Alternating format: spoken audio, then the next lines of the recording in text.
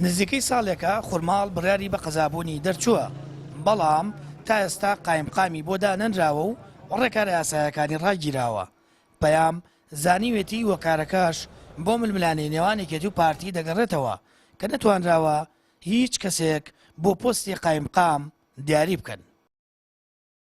پێی دەنگداگیر کەسمێش کەڕۆ بە ساحب شار و خورماڵی و دمانێش جە بەرپرس و ناحیەوە جە مدیر و دارە و ئاوێ مدیر و کارەبێ و کەس خەڵک و خورماڵی نییە، یعنی یەک نەفەر مەپەرسشەوەنێ هیچ کەس دڵسوز و خەڵک و خورماڵی نییە بەرپرسێەوە بێژە مدیر و مەکتەبەکە زیاتر کەس خیانەش نییە خورماڵڵێ وەروانێ زیاتر باشمی هەکەر کێشمەکیش و سیاسی و بەعزە چێوێتەری بە قەزابێ و خورماڵی تاخیر کەڕۆنێ حیزبەکێش باش میسە کە سەر و بڕیار و باشمی پارتین پێشنیار و پارتین کە کریان بە قەزا بەڵام پارتی نیاچی سنوورنێ واشمی یەکێتی نیشتیمانی ناچی سنوورە فەر ڕەنگای گۆشتپەنەوە ڕەنگە احتیمالژەن ئەوەی ڕاستی بێەوە نزیکەی ساڵێکە ئەم بڕیارە دراوە لەسەر ئەوەی کە بکرێ بە قەزا، بەڵام تەنها بڕیارێکە و هیچی بۆ نەکراوە. پێویستەکە بە زووترین کات ئەو ئیشانەی بکرێت بۆ خورماڵ بۆی ببێ بە قەزا بە زووترین کات قایمقامێکی بۆ هەڵبژێرێت، چیتر بە حیزبایەتی نەکرێت،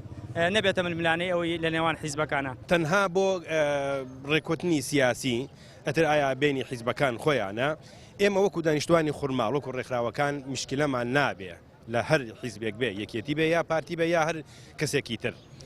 مهم ئەوەیە قایمقامێک دانرێ بۆ خورماڵ لەبەر ئەوەی بە قەزابوونەکە تەطبیق بکرێ وردە وردە ئەو ڕێ یاسایانە کە هەیە بۆ خزمەتگوزاریەکانی خورماڵ دەست پێ بکەن و بکەوێتە سەر خەتی خۆی.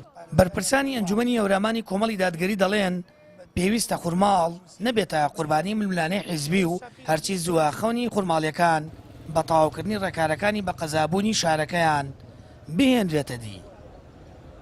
ئێستا لە 2013ەوە مافی بە قەزابوونی وەرگرتووە، بەڵام بەداخەوە بەهۆی ململانەی پارتی و یەکێتیەوە وەک پێویست ئەم کارە بەرەو پێش نەچووە، بۆیە داوا لەو دوولایەنە ئەەکەین خورماڵ نەکەنە قوربانی ململانەکانیان وە زیاتر ئیشی بۆ بکەن و لایەنە سیاسەکان سەرجەم ئێمە بینە سەرخەت ڕێکارە ئیداریەکان بەڕاستی بەڕێوەبەری ناحیە خورماڵ دەستگا پەیوەندیدارەکان لە قەزای خورماڵ لە پارێزگای هەڵەبجە لە پەرلەمانی کوردستان ئیشی جلی لەسەر بکەن بۆ وەرگرتنەوەی ئەم مافە. ئەنجومەنی نوێنەرانی عێراق نەخشەی پەسەندکراوی پارێزگای هەڵەبجەی ڕەوانەی سەرۆکایەتی کۆماری کرد و خورماڵ لە نەخشەکەدا وەک ناحیە دیاری کراوە.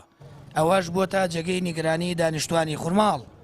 بەپێی زانیاریەکانی پەیام وەزارەتی پلاندانانی عێراق بابەتی بە قەزابوونی خورماڵی داوەتە دەست ئەنجومەنی وەزیرانی هەرێم و زانیاریەکان پڕڕاستی دەکەنەوە خورماڵ قەزایە و گرفتی ئیداری و یاسایی نییە، تەنیا بۆ کەم تەرخەمیر دوو حیزبی دەسەڵاتدار دەگەڕێتەوە. ئەگەر ئاوا درەنگ قایمقام دابنرێت ڕێکارەکانی دیکەی بە قەزابوونی خورماڵیش چەند ساڵێک دەخایەنێت. سامان فتاح، کەناڵی ئاسمانی پەیام، خورماڵ.